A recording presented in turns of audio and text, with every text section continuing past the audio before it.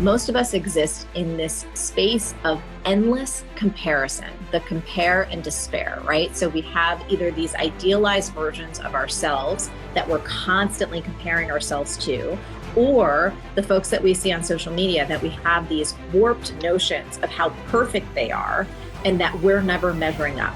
You have to stop conditioning yourself and stop speaking yourself into, I don't have enough time. You're exhausted. You're burnt out. You just feel like I've got nothing else to give. And I'm like, this is not how we're designed to live. There's like, what's the point? And there she is. Hi, Forleo Evan. in the house. We're back. How are you? I was just listening to you talk about Wednesdays, and that's your project day. Yeah. So I like chunking. I mean, we're going to talk a lot about time management here today, but I like chunking my days out. My Tuesdays are YouTube day, and it's just video nonstop, like in the studio. We're creating like crazy. And Thursdays tomorrow are always interviews and podcasts and shows and crazy. So like the one day in the middle is project day. So it's creativity day, a lot of open time, whatever I want to work on, I go and work on. And one of those things I want to work on is talking to Marie Forleo about what she's up to. The last time you came on, so we did this on Instagram, we put it to YouTube, it's got over 500,000 views now, which is super exciting. You just came out of your surgery, out of, that crazy life change for you. And now you're here launching a new program, Time Genius. Give us the quick update on what's new in the world of Marie Forleo. Oh, it's going so good. First of all, fall is one of my favorite seasons now that it's officially here. And I'm like looking around in my neighborhood and the trees are just starting to turn and the pumpkins are coming out. So from a just life perspective, things feel really fresh and good. And I feel like this time of year is always so reminiscent for many of us about like going back to school and kind of digging back in and diving into learning new things. And so company-wise, we are in the midst of, we're so excited, this new program that's called Time Genius, which is really giving people a paradigm shift around time so they can be joyfully productive. So whether you're an entrepreneur or you're an employee, one of the things that I just was noticing for honestly, the past 5 or 6 years, but it feels like it's kept getting more intense and more intense over time, was just hearing myself and then hearing other people I talk to always express this feeling of being behind, of feeling overstretched, of feeling overcommitted, like they can't ever catch up, that there's so much to do, there's so little time, people feeling stressed out, burnt out, some people having health challenges, talking to other fellow entrepreneurs and people going like, God, the pace that I used to keep, and it feels like there's just so much coming at me all the time between emails and social and incoming and potential projects and my family. It just all started to feel like too much. And I was like, there's something wrong here because I'm a smart person. You're a smart person. So many of people in our audience, we are intelligent, we're earnest, we're hardworking, but it's like something wasn't matching up. And I was feeling like this culture has us believing some things that are just simply unsustainable. And what's happening in the personal can oftentimes be happening in the global as well. And I think there's some interesting parallels there between the fact that, how we're operating, many of us, has been an unsustainable type of setup in terms of working way too many hours, not taking enough breaks, and constantly feeling or believing like we're not enough. And I know belief is so big for you, Evan. That is your theme. That is one of your biggest mantras, is helping people believe in themselves. And the power of beliefs, right? If you believe that there's not enough time, if you believe that you're not doing enough, that you're never getting the right things done, that you're always behind, that is going to be your experience of life. And one of the things that we know from end of life studies, and we do have this research and we do have this data, is when people come to the end of their journey on this plane, one of their number one regrets is that they didn't live their life in a way that was true to them, but in a way that other people expected of them. And I think for many of us, we've been kind of adhering to other people's expectations, whether those are explicit or implicit, or just what we notice other people around us doing. For example, this constant drumming of the message of 24/7 hustle culture. And look, I love my work. I'm so passionate about it. I've been doing this for 20 years and I don't plan on stopping anytime soon. So it's not about not loving what you do.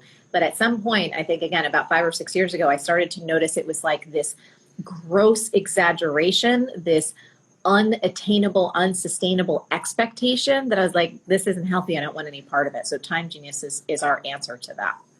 I love it. So for the YouTube audience, we'll link that in the description below. Go check out the Time Genius down there.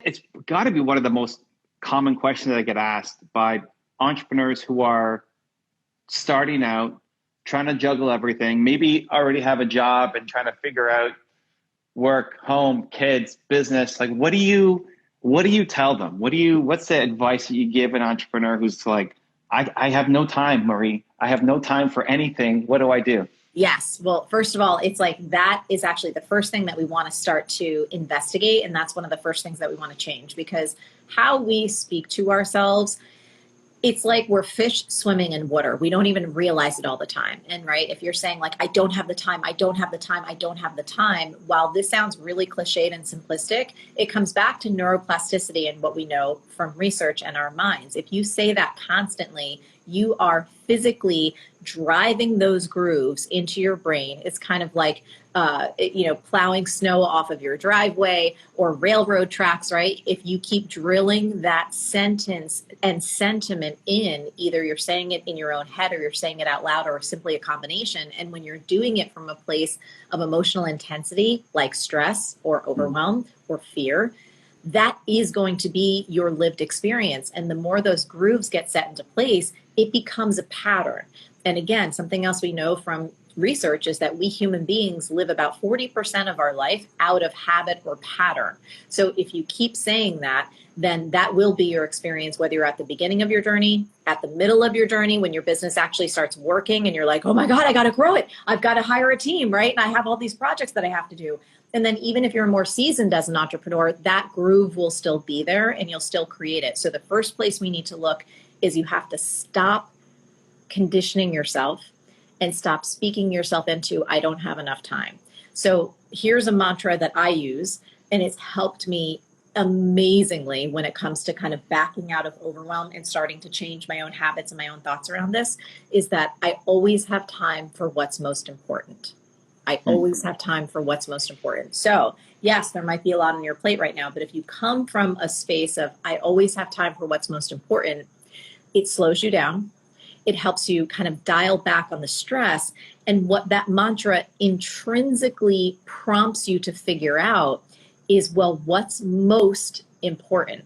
So there's kind of a lot embedded under there in terms of helping us realize that, first of all, not everything can be important, because that would actually defy the definition of priorities, right? You can't have multiple priorities. There needs to be one.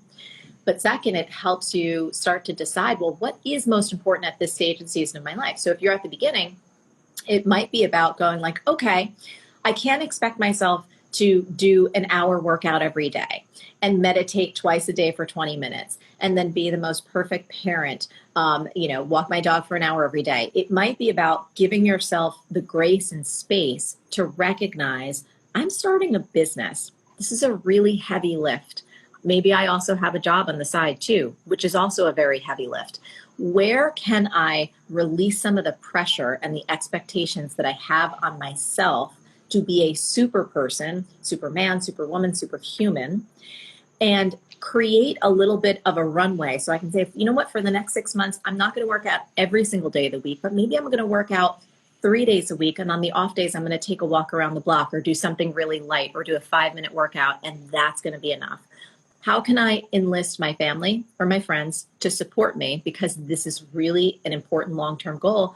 And maybe you're not going to do a home-cooked meal every single night, or your kids or other people can pitch in, or you can do potlucks, right? It's about kind of using that figure-outable philosophy. But I think where we get ourselves into trouble, generally speaking, in terms of where we start, is we don't recognize the power we have in our own minds, in our own bodies, in our own ability to speak our reality into existence. And of course, that doesn't dismiss the very real challenges that we have with, like, there's only 24 hours in a day. We need sleep.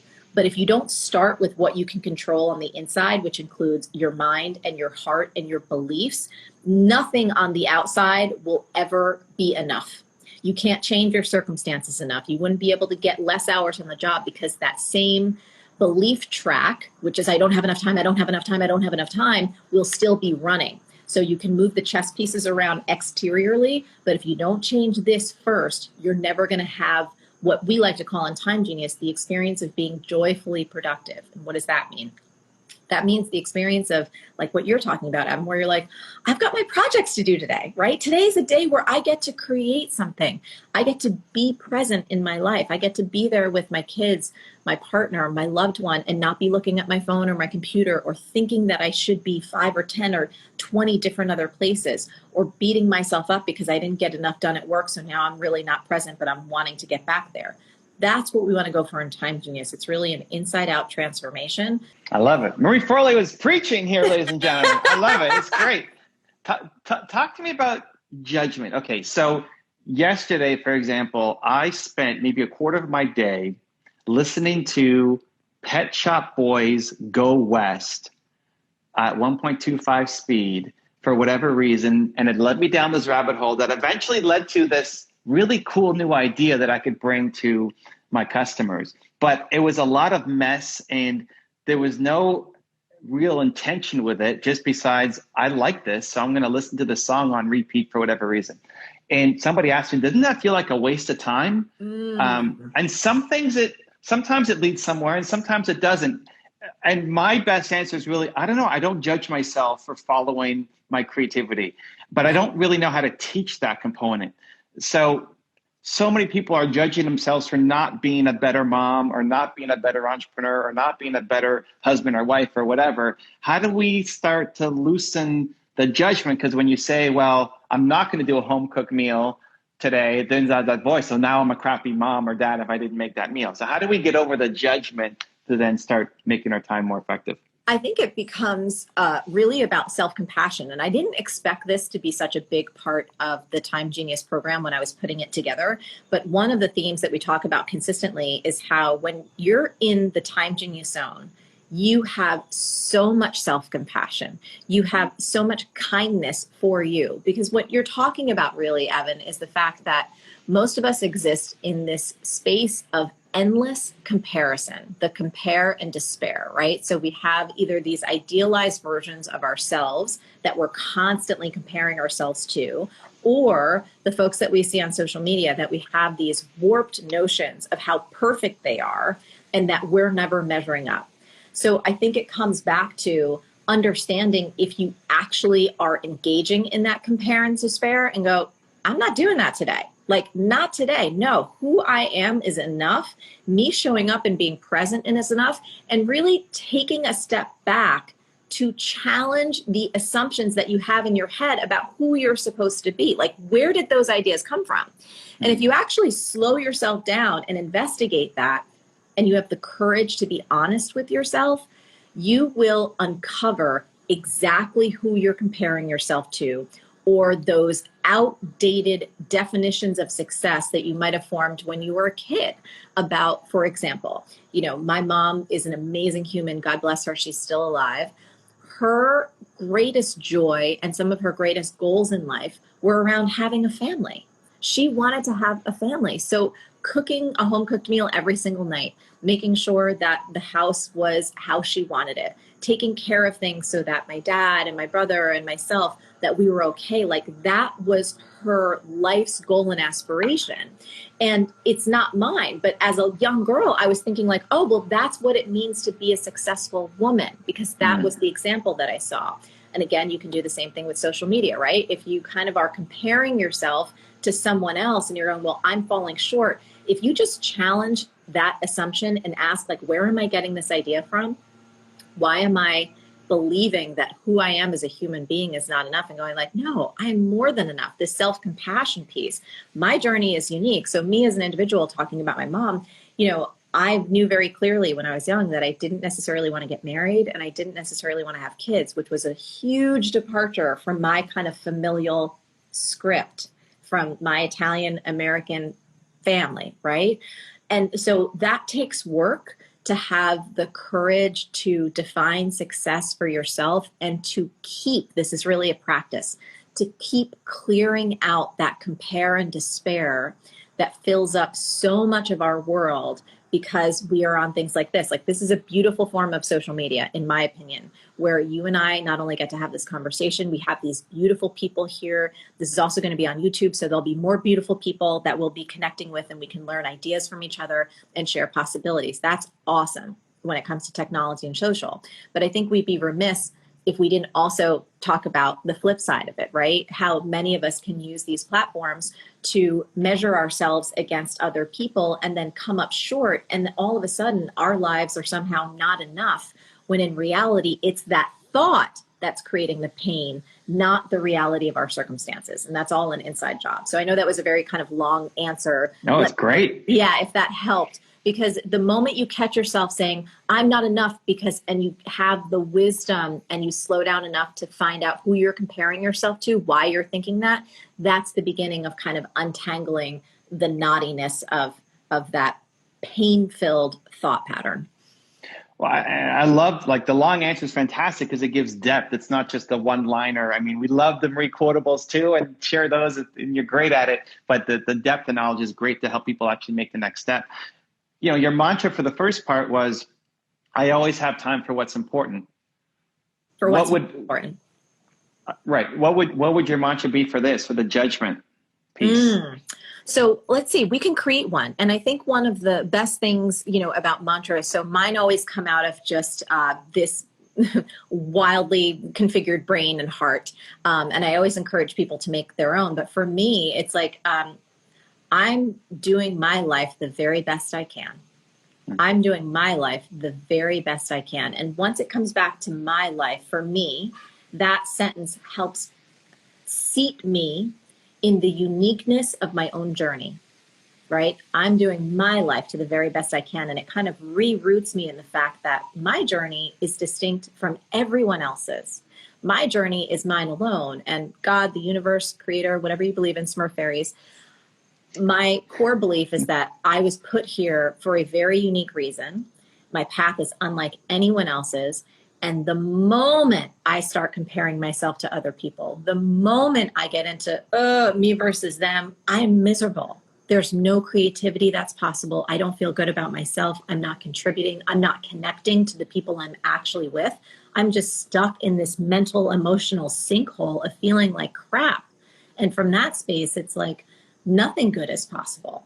So that was just a little made up mantra in the moment. I don't know if that's what I'd stick with, but that would be like my first draft. I like it. Let's go down a sister path here of procrastination. So I think a lot of people are, and I know you covered in Time Genius, a lot of people are stuck procrastinating. A lot of it is just that overthinking, that comparison, overthinking. So if somebody's just got this great idea, they know they're capable of more, they've got this in them, they want to serve, they want to do it all the right reasons, and yet it's like, I just can't make the video or write that book or launch. There's always something, there's always some mental block. So what do you advise entrepreneurs who are stuck in their head and can't get over procrastination? Procrastination. This is a really good one. So first layer is to actually do a check-in with yourself. Do you actually want to reach this goal or have this experience? I think that is a first level gut check, because sometimes we can see that other people have something, they've experienced something. We might feel that little pang of envy or jealousy and think that we want it too, but then we don't really want it, right? It's like, if you're not actually doing something, you have to really do a gut check. Like, do I really want this? So that would be the first layer of check-in. Oftentimes we think we should want to do something because society has told us that this is what you do when you are X successful, or this is what you should want when you're going on this particular path. Let me give you a concrete example, and then we'll get back to procrastination. So we're going to go on a little bit of a side trip, but hopefully it'll make sense. So I remember when I was just getting started in my dance career, and I was 25, which in the dance world is greatly over the hill, especially when you're starting in hip hop and street dance. And I just remember going to my first ever class at Broadway Dance Center in New York City. And this is where all the pros go. And I mean, these incredible humans had been training since like they were 3 or 4, and so they're probably around the age of like 18 or 19. They're complete professionals. Here I am at like 25, never taken a professional dance class in my life. And I remember feeling so intimidated that I almost didn't do the class, a form of procrastination, right? Just so terrified and so fearful. Finally took the class, cried because my body was so happy to be in there.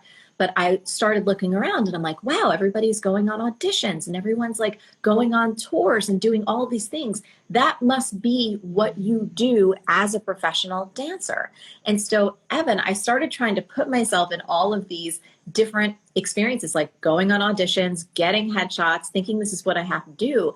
But something didn't feel right. It was like I was chasing these goals that I thought I should be chasing if I wanted to be a real dancer. Cut to some really unfortunate situations. I made such a fool out of myself. I remember this one Missy Elliott particular audition that I literally walked out of the room crying because I couldn't keep up with all the choreography. It was so mortifying and so embarrassing.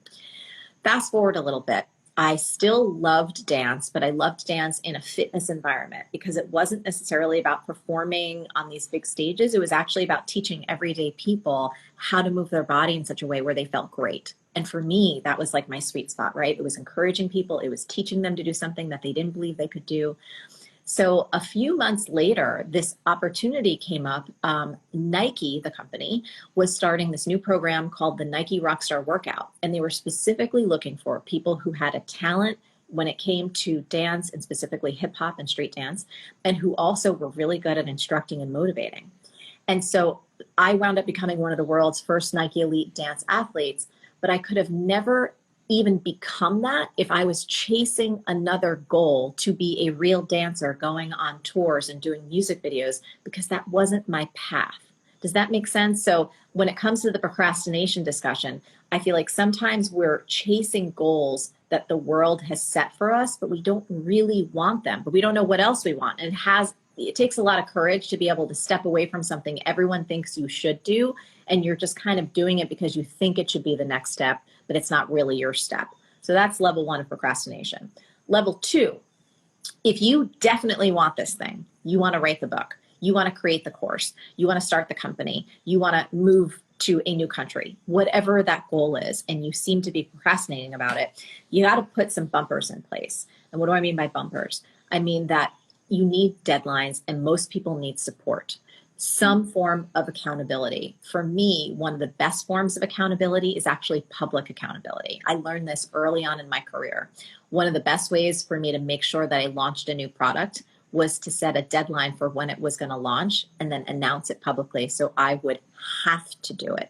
Other people, and I did this with a project early on in my career, I wanted to write my first book, and I just found myself not like kind of wiggling out of actually getting it done. And the thing that really turned the corner for me was hiring a book coach, someone that I could check in with. And it was worth that investment of money to have someone that I respected, who I had to produce pages for, who would give me feedback. So I had to put those bumpers in place in order to move that goal ahead. I think people greatly underestimate the power of deadlines. Deadlines are huge. If you don't have one, you need to give yourself one. And the bigger you can make the stakes for not reaching it, the better when it comes to procrastination. So there's just 2 little ideas to get people started. I love it. And you mentioned courage. And I think a lot of people, they're watching live or they're watching a YouTube video and like, yeah, that's right, I'm going to go do my thing. The energy is real. They're going to go. But then the next day you wake up and like, where did all that courage go? I can't. I'm fooling myself. I can't write that book. Or I can't make a YouTube video. And the self-doubt starts to creep in again, and the courage seems to be gone. So obviously getting programs like Time Genius, link in the description below, can definitely help. And having what you give as people a roadmap, and it makes it feel like it's possible. It's not this overwhelming, impossible thing that, hey, follow these modules and we're going to teach you how to do it.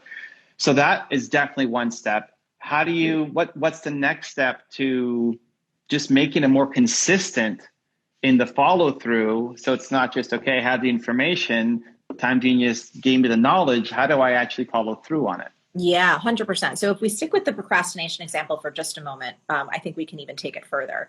One of the tools that I'll teach you how to use in Time Genius is simple, and you should use it right now and to start using it. Especially, this is especially good for big projects, projects like a book or something like that, that have a pretty long lead time, and there are many different pieces to it, and it can feel overwhelming. And if you fall off the wagon, it's just that road's going to get longer and longer. It's something called a reverse calendar. So what's a reverse calendar? A reverse calendar is a way to help yourself break a big project down into digestible chunks with all of these mini milestones along the way, so that it feels less, oh my God, how am I going to get all these things done? And all the ideas are swirling around in your head, and you're like, but the cover and the editor and this and that, you're all over the place.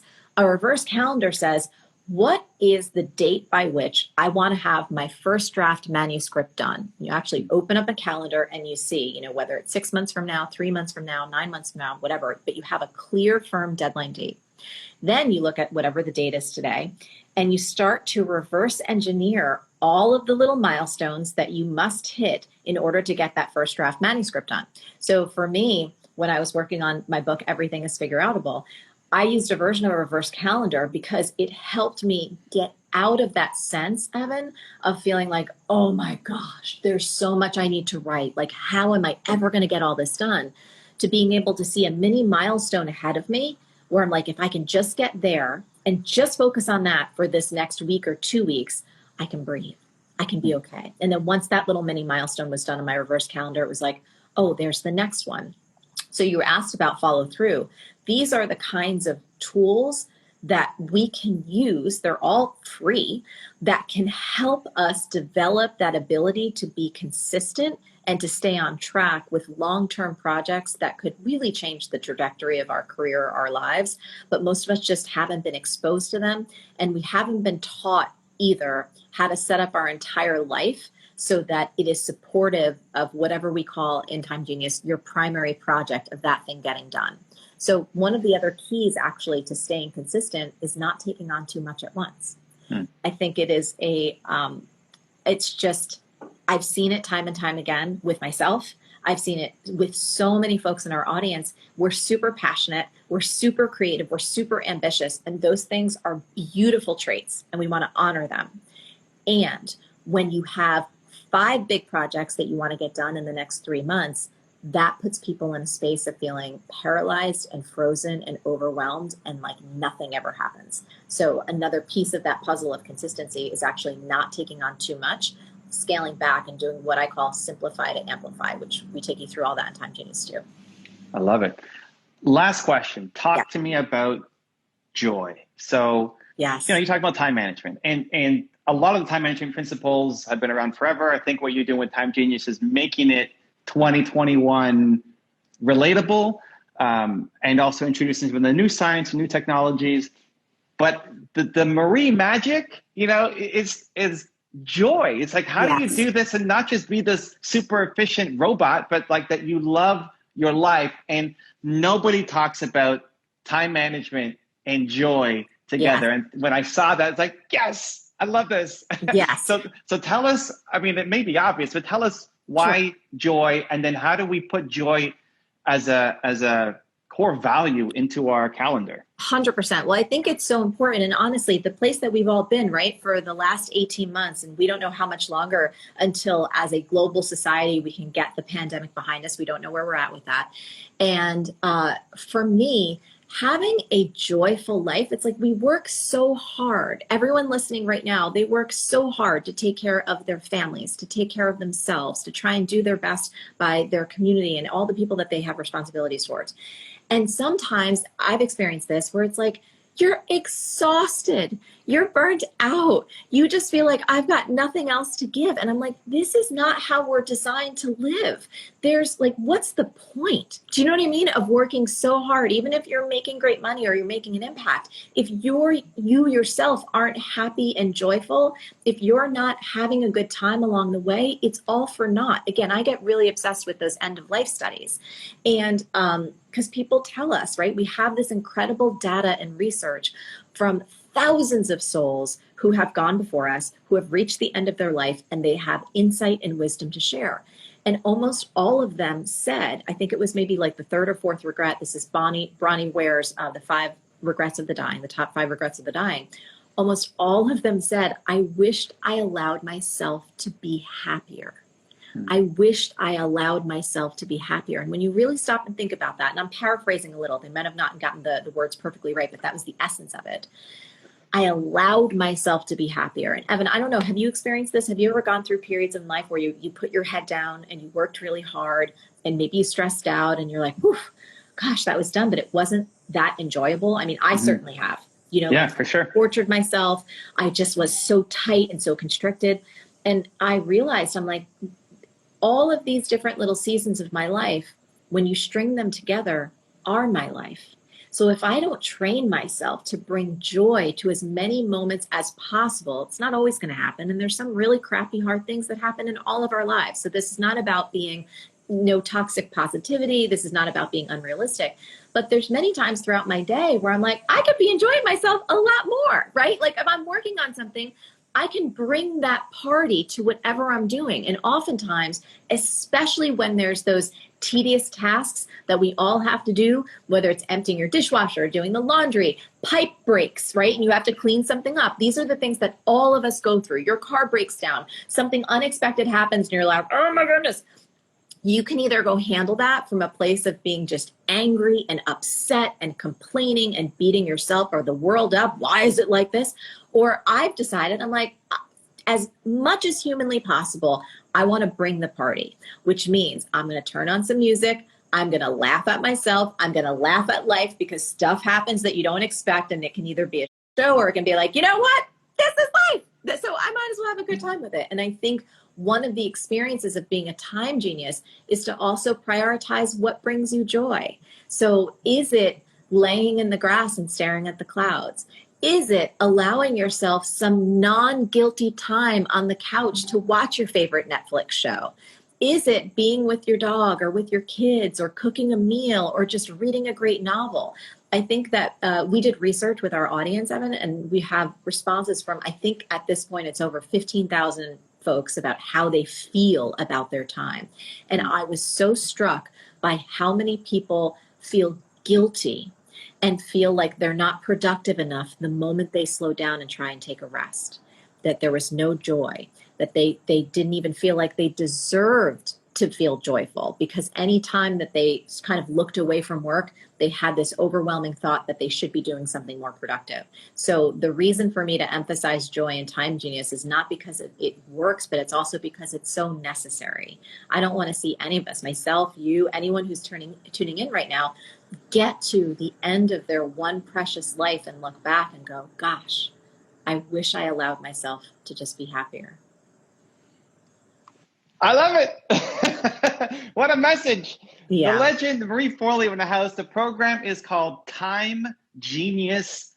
YouTube will link it up in the description below. Thank you, Marie, for your time today, for injecting so much joy into my community as well. And I just want to thank you too. And the more that I've gotten to know who you are and what you stand for and what you believe, I just admire you so much, because one of the things that I've learned on this journey, it's like belief really is everything, right? It's what we believe about ourselves and that ability to believe in ourselves, and that we're capable of creating change and being different and learning and growing. And you're just such an incredible example of that. So thank you for taking the time on your Wednesday project day to have this conversation. It really means the world.